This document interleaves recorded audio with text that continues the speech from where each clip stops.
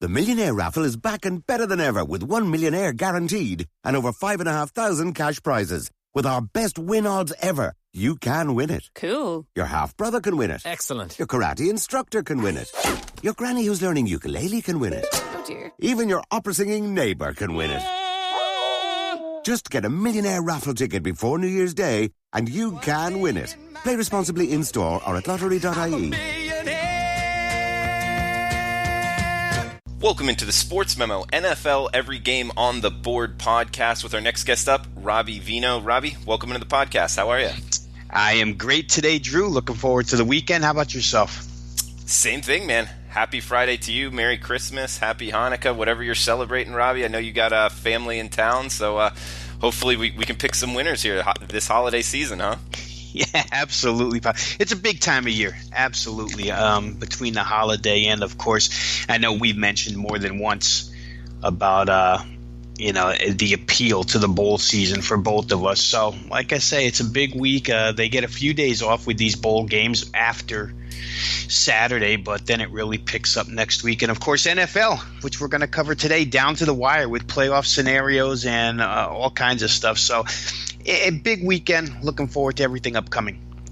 And guys, if you check out Robbie Veno's Sports Memo handicapper page, you can see his NBA 17-9 on the year. That's 65%. In college football, NFL 4 and 5% totals year to date. That's the full season, 61% on the year. That's both college football and NFL. He's a good handicapper on the football gridiron, and we have the coupon code FB199 at checkout for the rest of Robbie Veno's college football and NFL seasons combined for just $199. That's less than $200. Get you all the way through the college football national championship and the Super Bowl, and that includes the Super Bowl prop package. No extra charges later, so check that out on sportsmemo.com. Coupon code FB199. We're going to start off with 117-118 here, about halfway down the NFL card. We covered the top half yesterday with Teddy Covers, so if you're on the Sports Memo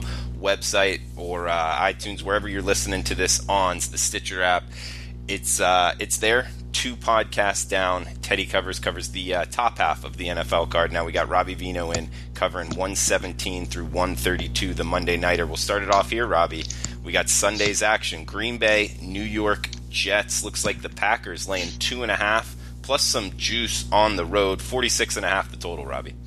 Yeah, I think the most concerning thing in this game, Drew, just go back to Monday and listen to Aaron Rodgers' comments on the remainder of the season, and there was nothing but negative talk coming out of his mouth. Sounded to me like a guy who was, pretty interested in just wrapping up this season and moving on to next season. And in this particular game, it's kind of the opposite for the New York Jets, who continue to play hard, who despite losing and not covering late against Houston last week, really played a good game. Outgained the Houston Texans 318 to 286, held the Texans to 1 for 9 on third down conversions.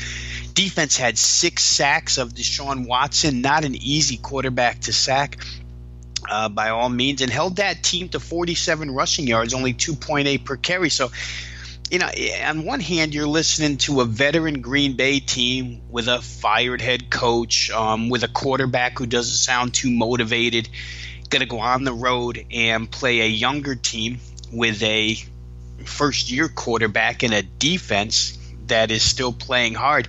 I can understand the movement in this game towards the Jets. Open 3.5, now down to 2.5. There's a 2 out there right now at Cantor.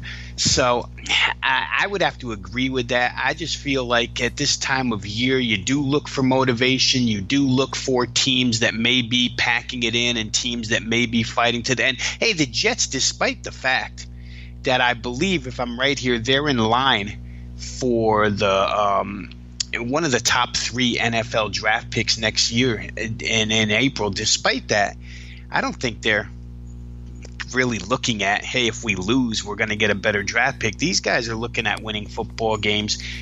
If I had to play this one, I'd be on the Jets side, even though it's going under a field goal. Now, guys who caught the 3.5 in the beginning certainly got the better value on this.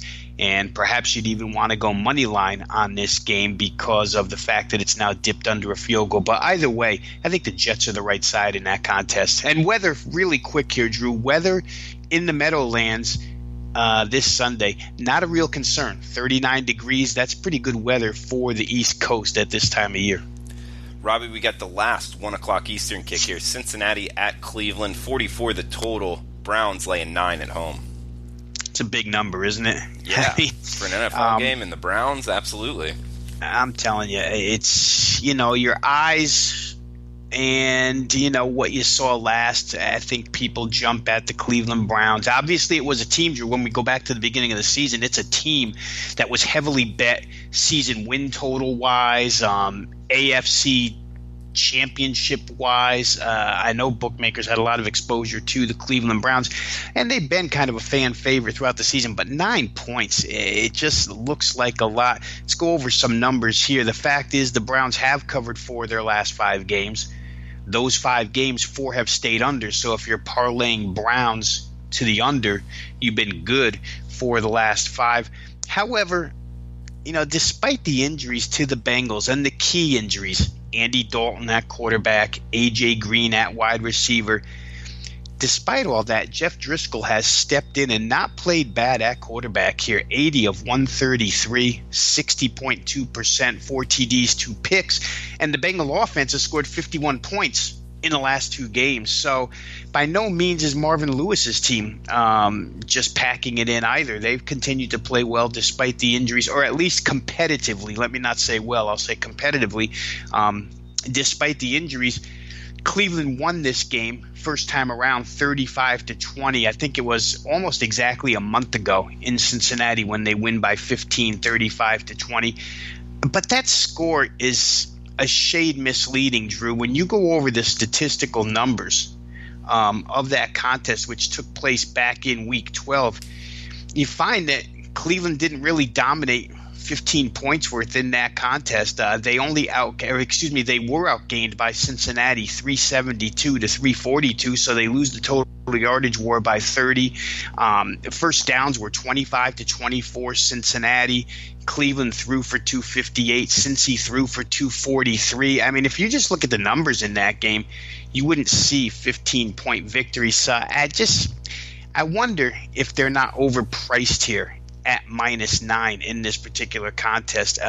For myself, where power ratings are concerned, Cleveland at home, I made a 5.5-point favorite. So we're looking at in excess of certainly a field goal and almost double the price tag here from what the power ratings indicate. It's to me, there's value on the Cincinnati side.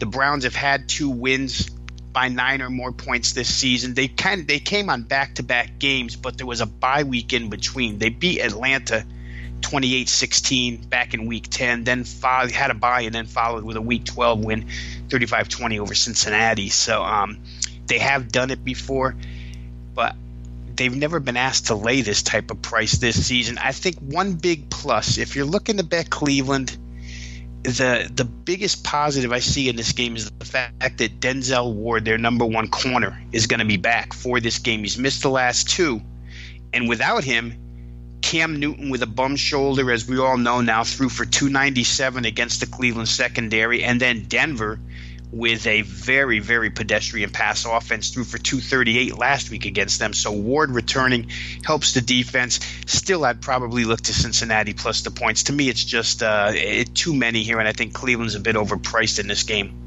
Robbie, we got the 4 o'clock Eastern kicks now, 1 Pacific, 1-2-1, 1-2-2 to lead us off. The LA Rams, Arizona Cardinals, 14.5. Rams laying on the road, over 2 touchdowns on the road in the NFL. Don't see that too often. 44 the total, Robbie. The Rams, one of, if not, considered the best team in the NFL out the gate. Hell of a run. Then had a couple stumbles here of late, still having to lay more than 2 touchdowns. This is kind of an interesting handicap, to say the least. What do you see here with the Rams Cardinals? Yeah, they have slumped, and they've been overvalued for quite some time, Drew. If we just go through ATS numbers, last 11 games the Rams have played, they're 2-8-1 against the spread. So they've made no money for people playing the Rams every single week. As good as they've been that lousy at cashing tickets for bettors the last 11 weeks. Now, they've been asked to lay 9 or more points 7 times this year. They go 3-4 in those games. 3 of those 9 or more instances were double-digit price tags that they were asked to lay, and in the double-digit games, they went 2-1. Do lose last week to the Philadelphia Eagles as 13.5-point favorites. That line really flew from 9 all the way to 13 once Nick Foles was announced as a starting quarterback and Carson Wentz was out. So those numbers aren't real inspiring to go ahead and, get a ticket on LA minus the price here. However, you have to look at the other side of the coin as well, and Arizona can be blown out. They've shown us this year, 3 of the last 4 games they've lost straight up, and those 3 losses are by 26, 14, and 35. So the blowout potential and the fact that the Rams beat this team 34-0 way back in September, that sort of paints another picture for you here.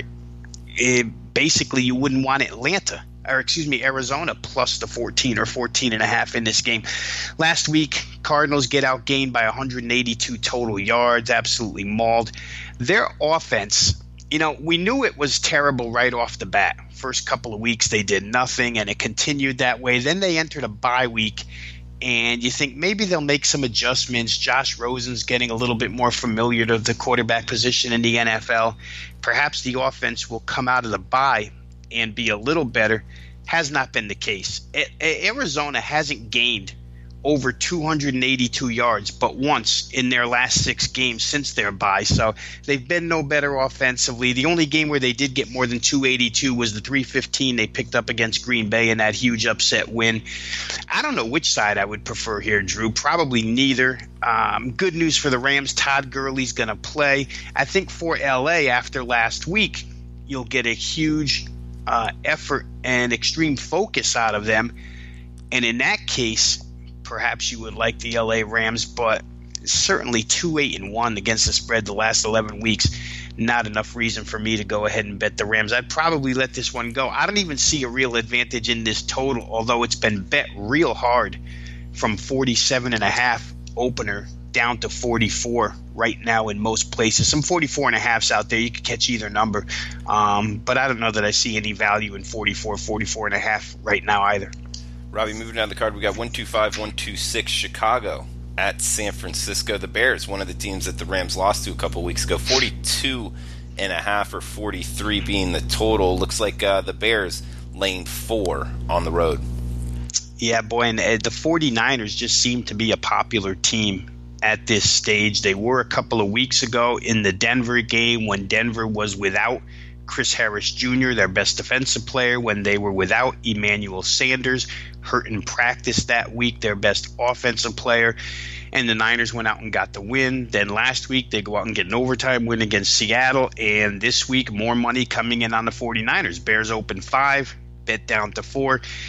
A combination, too, Drew, a combination of sharp money and a combination of, kind of that public money that believes in trap games or, oh my God, Chicago's only giving 4, Las Vegas is begging you to bet the Bears, so I'm going to bet the 49ers. That type of, I don't know, I don't want to use the word dopey because I hate to call people dopey, but that type of logic just is beyond me, and it doesn't necessarily work. But that's what you have out there as far as 49er bets are concerned this week. If you go through the numbers, I'll give you the biggest one of all right now. The 49ers defense hasn't forced a turnover in 6 games, 0 takeaways in their last 6 games.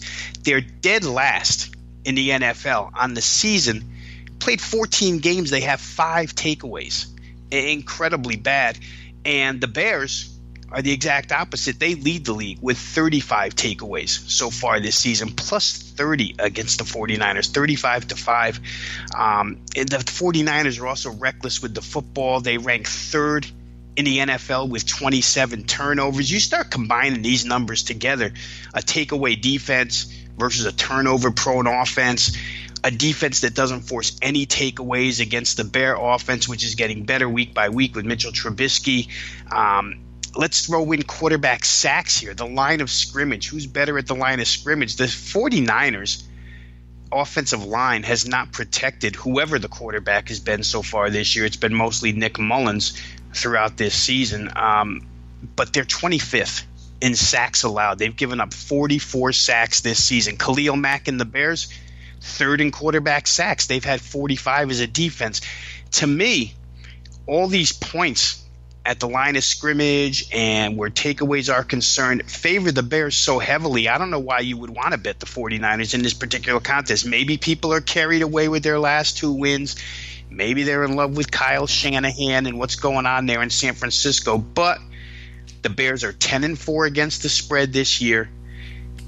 They've got 10 straight-up wins, and 9 of the 10 have been by more than the 4 points they're asked to lay here. So they're not winning by 1, 2, 3. They're winning by margin every single week when they do win. The 49ers back 7 continues to be banged up. If you just go through their injury list, you'll see a bunch of corners with question marks or doubtful next to them. And their biggest weapon on offense the last couple of weeks has really been George Kittle. But the Bears' defense pretty good against tight ends so far this year. I mean, I could come up with a multitude of reasons to comfortably lay 4 with the Bears in this game. Don't understand the rush to the 49ers, and I'll probably in some capacity be on the Bears here. I don't disagree with you. That was a good tidbit you brought up. Well, you know, when they win, they cover. I like that stat. Teams moving forward on trends that they've been covering numbers. We got 127-128 Pitt at New Orleans, 52.5 the total, Robbie, and it looks like the Saints laying 5.5 there in the Big Easy. Yeah, it's a little crazy because both of these teams are noted for their offense, and yet the offense has dragged them down recently. For New Orleans, it's been a 3-game stretch ever since that Monday night game against the Dallas Cowboys where they were beaten 13-10. And, you know, X's and O's wise, schematically, teams have gone to sort of an umbrella-style defense the last 3 weeks against New Orleans to take away the big play, to force Drew Brees and company to dink and dunk their way down the field after having their way with big plays throughout the season up until the Dallas game. The formula's worked really good for teams the last 3 weeks. I mean, let's face it, Tampa Bay is not a great defense, but Tampa Bay, who played this New Orleans team a couple of weeks ago, played this style. They saw what Dallas did. They copied it, and New Orleans was stymied for about 2.5 quarters before they really got the running game going late third quarter. They'll have to get the running game established here. The problem with that is that both of these teams have top 5 run defenses in the NFL, so the running of the football is not going to be easy for either side here. Pittsburgh will not have James Conner again, so look for Jalen Samuels out of the backfield. But these two teams are probably going to have to resort to, on offense, the right shoulder, right arm of their quarterbacks and their receiving corps, which isn't a bad thing. But for Drew Brees and company, we'll see if Pittsburgh forces them to be patient and go slowly down the field, and we'll see if New Orleans does that. You know, it's interesting, Drew, when you watch the last 3 Saints games, you see the lack of trust Drew Brees has in any receiver not named Michael Thomas. I mean, even last week, it was really noticeable, forcing the ball to Michael Thomas on multiple situations. You know, the other receivers filling out that roster are not that good, and they drop some balls on Brees. So if it's not the tight end Ben Watson, or it's not Michael Thomas, or it's not a back out of the backfield, Alvin Kamara, then Brees is not finding a lot of places to go with the football since defenses have turned to this style against them. We'll see how it goes this week. I don't believe, you know, Pittsburgh's not really good at playing that type of football, force the team to dink and dunk. So I don't know that they'll go to that, and maybe New Orleans gets their offense untracked here. And I would think the same for the Steelers. Despite not having Connor, I think this is a really, really good defense for Pittsburgh matchup-wise to face. Schuster looks like he'll play. He's got an injury, but it looks like he's going to play. Schuster and Antonio Brown And certainly having Eli Rogers back last week, this wide receiving core to me can find a lot of holes in the New Orleans secondary. Ben, if protected well, which I think he will be, certainly will find receivers downfield.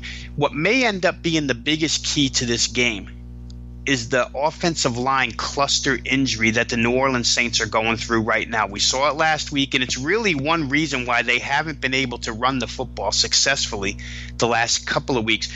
But you're talking about three key guys, both tackles, Jermon Bushrod and Teron Armstead. Both of these guys, again, questionable for this game. And Max Unger, who got hurt last week, also questionable. If New Orleans is down three starting offensive linemen, it's going to be very, very difficult for them in this contest.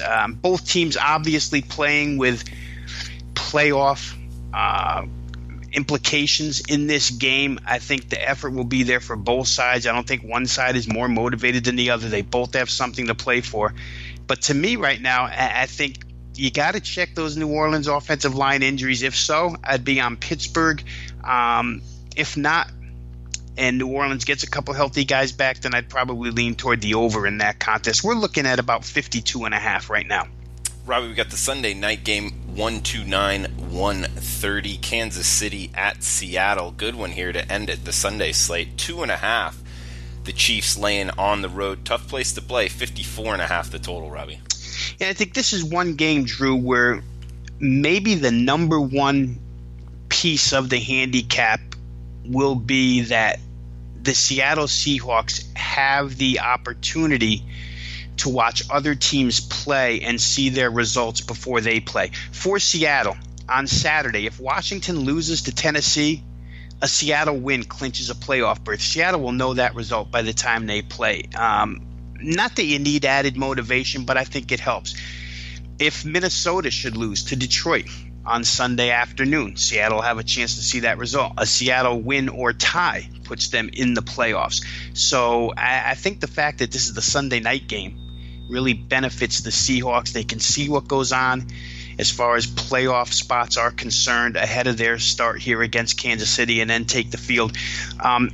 Anytime Doug Baldwin is on the field for Seattle, I've liked to play their games over the number. Now, this number is especially huge, 54.5, because it involves the Chiefs. I don't know if I'll get there with 54.5, but when Doug Baldwin has not been injured and he's on the field as the Seahawks' number one receiver, either A, to catch passes, or B, to be a pretty good decoy and allow Tyler Lockett to get his share of big catches. Either way, Seattle becomes a better offensive team. Add that to Chris Carson and the ground game that they found, and the fact that KC is not real good at stopping the run. They give up 127 yards per game. You can start stacking fundamental reasons why the Seattle offense should be successful here. Question is going to be, can they stop the KC offense? Kansas City's had extra time to prepare. They're off of that heartbreaking Thursday night loss in Arrowhead against the San Diego Chargers, or Los Angeles Chargers. So you'd expect them to come here ready to play. And road venues, no matter what they are, Drew, like you said to start this analysis, you said this is a tough place to play, which it is. It's the second loudest stadium in the NFL next to Arrowhead. But Patrick Mahomes has not been in awe of any venue this year, and I don't know that this one's going to bother him much. So KC will get theirs. I think I'm going to wait for results to come in, and perhaps Seattle plus the points here will be the way I go. But we'll see how things shake out Saturday and Sunday. Robbie, we've got one game left, the Monday Nighter, and the coupon code FB199 for Robbie Veno's rest of college football and NFL seasons for just $199 at checkout of his college football and NFL package there. FB199 is the coupon code. Robbie Veno obviously knows his NFL, knows his college football as good if not better, and we'll end it here, Robbie. We got Denver at Oakland, 43 the total. Looks like the Broncos laying 3 on the road. Yeah, and there's so many problems on the field, off the field for Denver right now. It's hard to bet them, Drew. You could say the same thing for Oakland, but I think Oakland's recent results indicate that they have played better down the stretch. They've been certainly far more competitive ever since that 23-21 field goal, or 2-point win, but it was a field goal at the on the final play that won that game for them. They came back and played Baltimore extremely tough. If you disregard the final score, 34-17, and you had watched the game, you'd know that it was 20-17 with about 11 minutes left in that contest. They played KC tough. They followed with a victory over Pittsburgh. Did the West Coast to East Coast thing last week, which is always tough on the West Coast team. The 1 o'clock starts, and got pretty much beat up by Cincinnati. So now they return home. Here's a couple of reasons to like the Raiders. Number one, if John Gruden's going to win a game, you would prefer that it be against a divisional arch rival like Denver. There's going to be huge motivation to win this game, and I think that motivation doubles when you just go back to the first meeting and see that Denver came from behind and won that game 20-19. 1 point loss in a game that the Raiders probably should have won. Denver squeaked it out with a fourth quarter rally. Raiders will be looking for some sort of payback there. Vance Joseph on the hot seat here for sure is causing some friction inside the Denver locker room. I don't know that they can regain any type of I don't want to call it prowess because they haven't had offensive prowess this year, Drew, but any type of offensive success that they had first half of the year, they haven't shown the last 3-4 games. I think since Emmanuel Sanders went down, it's caused a big problem. Since teams have opened their eyes to Phillip Lindsay, he hasn't done a single thing. Look at his performance the last couple of weeks, and his yardage has not been good. So there's a lot of reasons to fade Denver. There's some good reasons to be actively seeking Oakland here. That's probably the way I would go. I think this result here means a lot to John Gruden. I think it means a lot to the trajectory of the Raiders toward next year. And I don't know that Denver's going to stand in the way of that. So for me, probably the Raiders are no play at all. All right, Robbie, that ends it for the podcast for the week. We got the NFL Every Game on the Board podcast here in the bag. Robbie, anything you want to get off your chest before we shut this down? Yeah, listen, hey, let's wish all the listeners Merry Christmas. We appreciate the support. The folks on Twitter that, give us shout-outs, thank you for all of that. Thanks for listening. Good luck with all these bowl games. And one more time, a happy, safe holiday season to everybody out there. Absolutely. Merry Christmas, Happy Hanukkah, whatever you're celebrating out there, enjoy it with your family, friends. Enjoy the games. Hopefully that the bets go in your favor here. And, Robbie, have a safe holiday with your friends and family. You got a full house there, huh? I do, Drew. We were talking off air, and I was just filling you into how this house is kind of a revolving door between bands and friends and family and girlfriends now that my kids are in their 20s. So yeah. But you know what? If you like people, it's a good thing, and I like being around other folks. So it's going to be great. Have a safe Christmas yourself. Good Christmas with your family as well. And I guess, just to let the listeners know, we'll be back next week with quite a few college bowl games on the podcast because bowl season really, really picks up again starting next Wednesday, I think it is. Yeah, Robbie. So let's plan on Wednesday college football pod if that works for you. That works for me. Everybody tune in. We try to bring as much as we can information-wise to you guys, so we'll bring it again next Wednesday. All right, guys. Well, we'll be back on Monday with that's Christmas Eve, with the NFL opening line report, a quick one there with Teddy Covers. We'll be off on Tuesday, and then we'll be back on Wednesday, Thursday, Friday, starting with Wednesday's Robbie Veno College Football Bowl Game podcast. So, guys, best of luck with your bets. Thanks for tuning in, and enjoy the holidays with friends and family.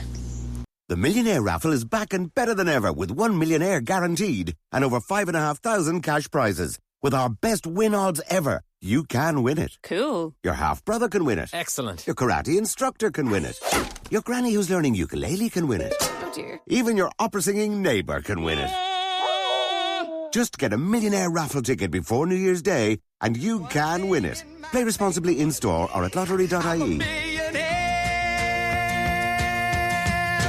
Give the gift of golf this Christmas. The Dubai Duty-Free Irish Open lands in Lahinch next July, and we've got a special Christmas offer to help you plan an unforgettable summer trip. From now until Christmas Day, a limited number of pairs of any one-day tickets are available. With a week of golf, music, and entertainment in West Clare to get excited for, it's the perfect gift for you or the golfer in your life this Christmas. Search Irish Open any one-day offer for more information and to buy.